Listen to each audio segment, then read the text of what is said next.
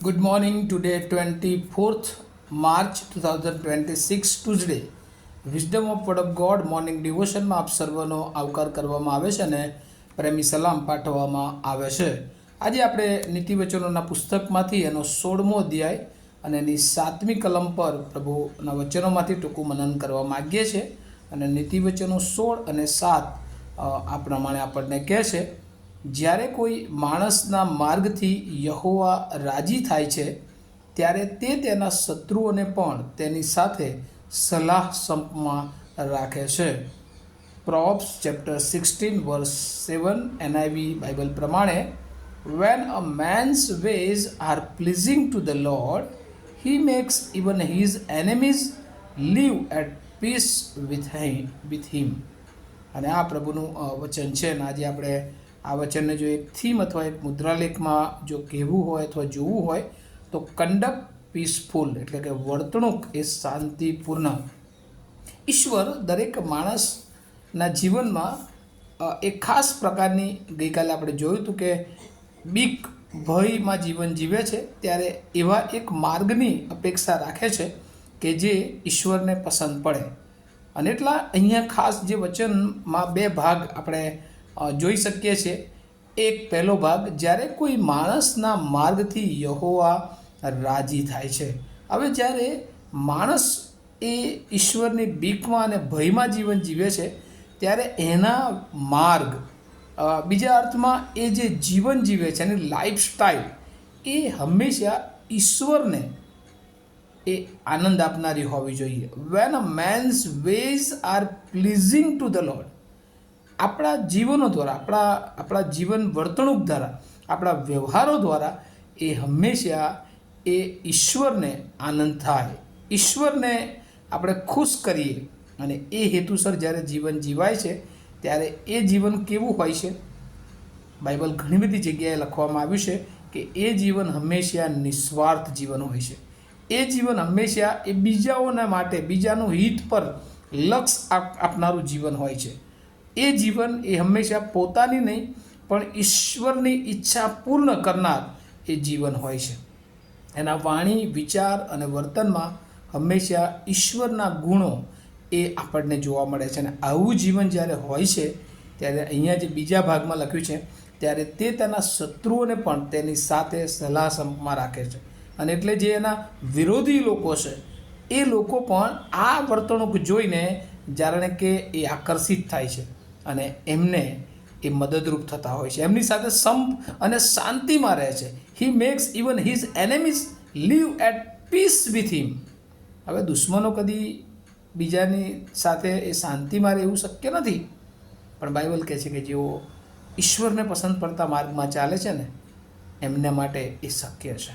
અને એટલે પ્રભુ આપણને આજે સવારે શું કહેવા માગે છે કે આપણે જો ઈશ્વરને પસંદ પડે એવું જીવન જીવીએ છીએ તો ગમે તેવી પરિસ્થિતિમાં પણ ઈશ્વર એ આપણને મદદ કરે છે, આપણને દોરે છે, આપણને ચલાવે છે. આપણે જૂના કરારમાં દાઉદ રાજા તરીકે અને દાઉદની સેવાઓ તરફ જો ધ્યાન કેન્દ્રિત કરીએ તો સાઉલે હંમેશા એની પાછળ લાગેલો હોય છે. પણ ઈશ્વર એ દાઉદને મદદ કરવાને માટે એના પોતાના સાઉલના પરિવારમાંથી એનો દીકરો એ દાઉદનો મિત્ર બને છે. જોનાથન એ પોતાના પિતાની બાજુ ન રહેતા દાઉદને સપોર્ટ કરે છે. કેમ? કારણ કે એ દાઉદના માર્ગથી પરિચિત હોય છે, એ દાઉદની સેવાઓથી પરિચિત હોય છે, એ દાઉદને જાણે છે કે એ ઈશ્વરની ઈચ્છા પ્રમાણેના માર્ગમાં જીવન જીવે છે.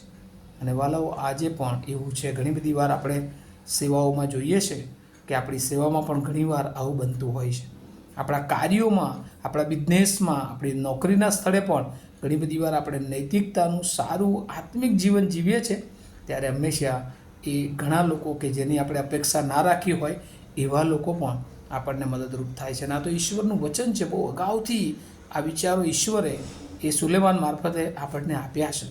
ત્યારે આવો આજે સવારે આપણા જીવનને, આપણા માર્ગોને આપણે તપાસીએ. શું એ ઈશ્વરને રાજી કરનારા આપણા જીવનના માર્ગો છે કે કેમ? અને જો છે તો ચિંતા કરવાની જરૂર નથી. ઈશ્વર એ ગમે તે પરિસ્થિતિમાં આપણને મદદ કરે છે. કારણ કે 2 તિમોથી 3 અધ્યાય અને એની 12મી કલમ જો વાંચીએ તો ત્યાં લખ્યું છે, જેઓ ખ્રિસ્ત ઈસુમાં ભક્તિભાવથી ચાલવા ઈચ્છે છે તેઓ સઘળા પર સતાવણી તો થશે જ. અને આ દિવસો આપણે જોઈએ છે સતાવણીના, મુશ્કેલીઓના, પ્રશ્નોના, પણ એ બધામાં ઈશ્વરનું વચન કહે છે કે આપણે જો ઈશ્વરની ઈચ્છા પ્રમાણે જીવન જીવીએ છીએ તો સતાવણી તો થશે જ, પણ એ સતાવણીમાં ઈશ્વર એ આપણી પડખે રહેશે અને એટલે આપણને આંચ પણ આવવા દેશે નહીં. કારણ કે જો એ જગતને જીતનાર ઈશ્વર એ આપણી સાથે છે. અને આ દિવસોમાં આપણને પ્રભુ ઉત્તેજન આપે છે. આ લેન્ટના દિવસો, આત્મિક જાગૃતિના દિવસો, ફરી એકવાર પ્રભુ આપણા જીવનને, આપણા આત્માને, આપણી વર્તણૂકને, આપણી વાણીને, આપણા વિચારોમાં શું માણસ આધારિત તો આપણે નથી ને, આપણે દેવ આધારિત બનીએ. આપણા માર્ગો એ દેવને સોંપીએ અને દેવ એ માર્ગોને પાદરા કરનાર ઈશ્વર છે. દેવે આપણને આ પૃથ્વી પર જન્મ આપ્યો છે અને દેવ એક દિવસ એ આપણા જીવનને માટે શ્રેષ્ઠ બનાવવા માટે હંમેશા આપણી સાથે હોય છે. પણ ઘણી બધી વાર આપણે એ ભૂલી જઈએ છીએ અને આપણે માણસો પર ભરોસો કરીએ છીએ. આપણે માણસોની યોજનામાં આપણા પોતાના સ્વાર્થને માટે દોડીએ છીએ. ત્યારે પ્રભુ આજે સવારે આપણ સર્વને એ કહેશે કે જ્યારે આપણો માર્ગ એ યહોવાને પસંદ પડે છે ત્યારે તે પગલાંને આપણા સ્થિર પણ કરે છે અને એ શત્રુઓ કે જે આપણા વિરોધી દળો તરીકે કામ કરતા હોય છે બધાને પણ સલાહ સંપમાં પણ રાખે છે.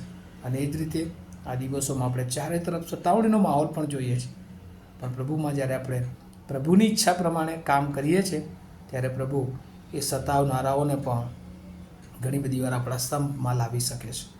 આપણે બાઇબલમાં ઉદાહરણ જોઈએ છે સાઉલ કે જે ખ્રિસ્તીઓને સતાવતા હતા, પણ એક દિવસ ઈશ્વર એમનું બદલાણ કરે છે અને પાઉલના રૂપમાં ઘણી બધી મંડળીઓના સ્થાપના તરીકે આપણે જોઈ શકીએ છીએ.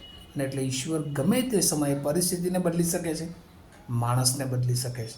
ત્યારે આવો આપણે આપણા જીવનને પ્રભુની સમક્ષતામાં લાવીએ, આપણા માર્ગોને પ્રભુને આધીન કરીએ અને આપણા માર્ગોમાં પ્રભુની આણ સ્વીકારીએ. પ્રાર્થના કરીએ. અમારા જીવતા અને પ્રમાણ ઈશ્વર, આભાર માનીએ છીએ તમારી અદ્ભુત કૃપા, બળ, સામર્થ્યના માટે. તમે અમારા બધા જ માર્ગોના માહિતગાર ઈશ્વર છો અને પ્રભુ અમારા માર્ગોથી જ્યારે અમે તમને અમારા માર્ગો તમે ઈચ્છો છો એમ જીવીએ છીએ, તમને રાજી કરીએ છીએ, ત્યારે પ્રભુ તમે અમારા શત્રુઓને પણ અમારા સલાહ સંપમાં રાખો છો. એ વચન દ્વારા પ્રભુ અમે જે શીખ્યા છે પ્રભુ અમારા જીવનમાં એ લાગુ કરીએ અને હંમેશા અમારા માર્ગો તમને પસંદ પડે, તમને ખુશ રાખનારો હોય, તમને માન, મહિમા અને ગૌરવ આપનારો હોય એવી પ્રાર્થના ઈસુ પ્રભુના નામમાં સાંભળો, તેનો સ્વીકાર કરો. Amen. Have a nice day to all of you. Thank you.